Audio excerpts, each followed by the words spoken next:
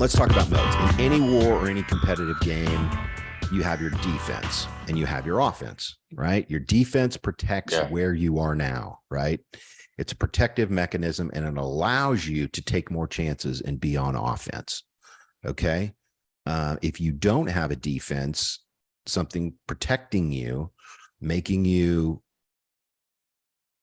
impenetrable in a sense, you're in a dangerous position, because if a storm comes or a virus comes or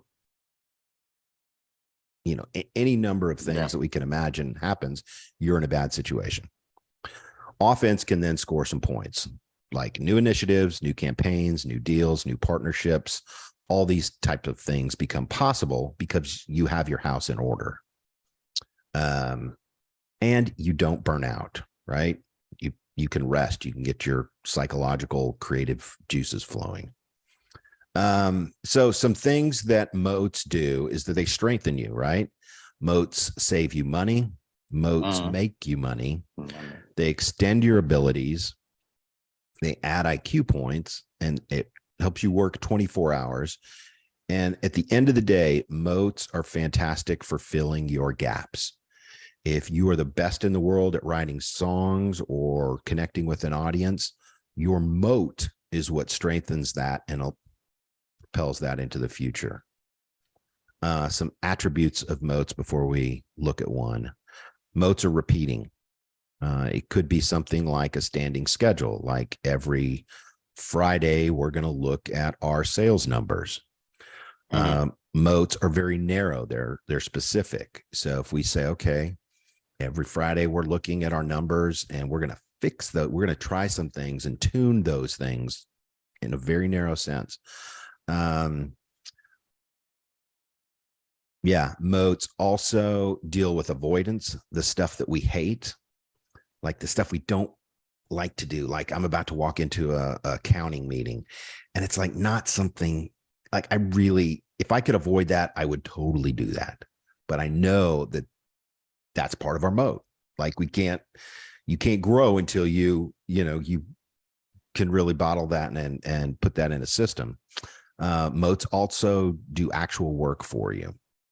It focuses you and it frees you up. So where to look first? As you're just thinking about moats and using a moat, you want to find your gaps and think about what can fill those holes. So you want to look at what you hate. You want to look at what you're bad at. And you definitely want to look at what you're avoiding. This is kind of like adulting, right? Developing artists can avoid this stuff, but as you move from developing to deploying to dominating, you can't avoid this stuff. You have to pay attention to it because that's how you become a thoroughbred headliner. So let's look at components of a moat here. This would be for, a healthy, profitable, deploying or dominating artist. Okay. So here's you in the middle, like you're writing your stuff and that's what you love to do. So what protects that? Let's just take a run around the bases here. And this is a hypothetical. It's going to look different for everybody, but this is something that you should see parts of these in all modes. Let's see. The first is your team. Okay. Like you can't win a Super Bowl as a Lone Ranger, right? Second might be e-com. Okay. We have something to sell. We're not just praying and hoping that we win a lottery. We're actually becoming a business, right? The third would be doing deals, looking at other people and saying, okay, what are they doing? And is there a way for us to collaborate together and to win together? Win-win. Everybody makes money. Fourth, and this, Dynamitri, professionally, it's like, your social media, your digital footprint. I mean, you can't ignore that, but yet you can't only depend on that, right? I mean, it's a very, very, very, it's a very important part, but obviously it's not the only part, and it's not sort of the be all and end all of everything. Yeah. And a lot of people think, they're going to be famous on TikTok and maybe that's part of your strategy, but you have to turn that into a career. Yeah, and obviously it has to be sort of planned, and it has to have a structure. It's probably a topic for an entirely separate session. But there are many cases of people blowing up on TikTok or on Totally. Instagram Reels all of a sudden. Yep. And then not being able to repeat it because it just was a pure. It wasn't a result of sort of hard work. Yeah. I mean, sorry, it might have been a result of hard work, but it wasn't a result of consistency.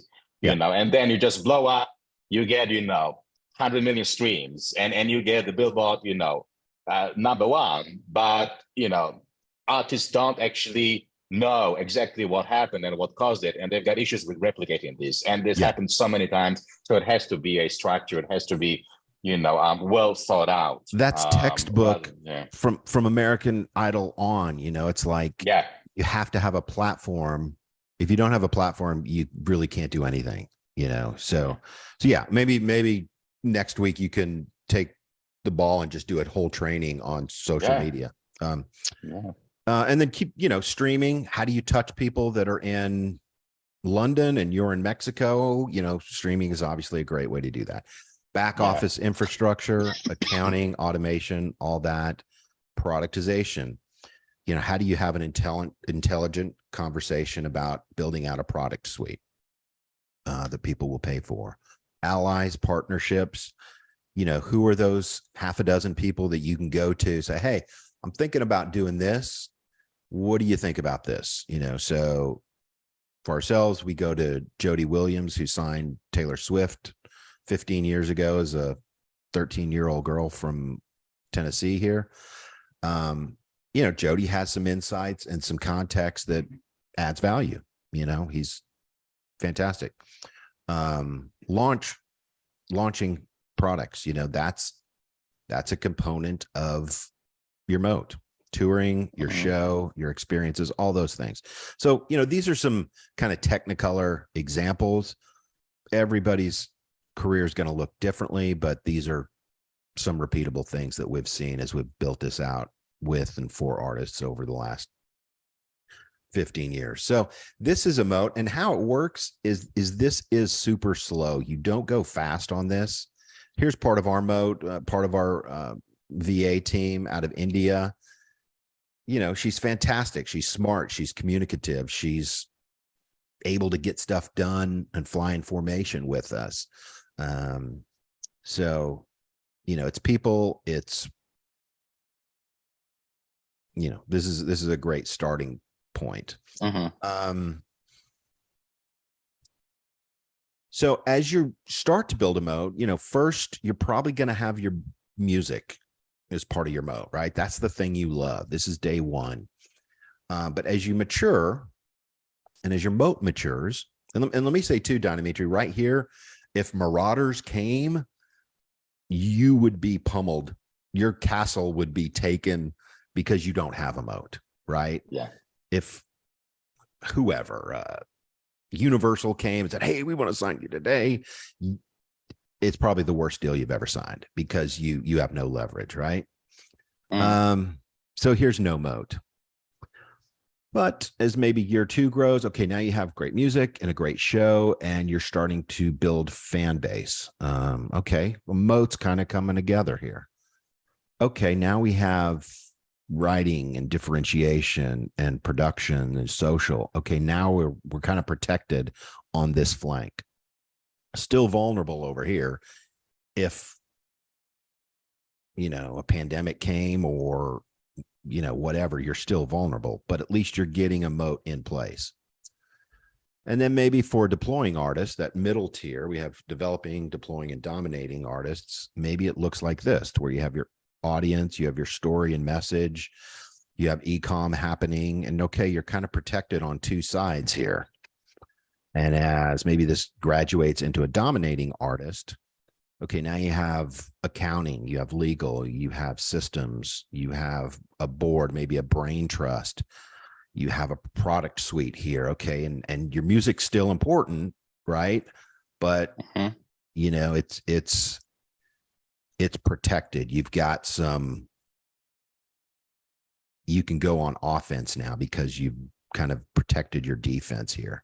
So this is a rough example, but just to give people an idea of what, a maturing moat looks like. Here's a very dangerous developing artist, baby artist, just starting out.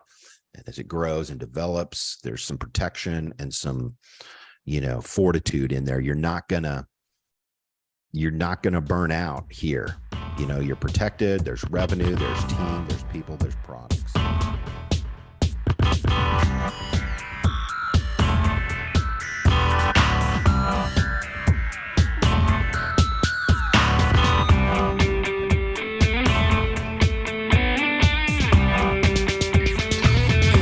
Strange how the world distorts our shape.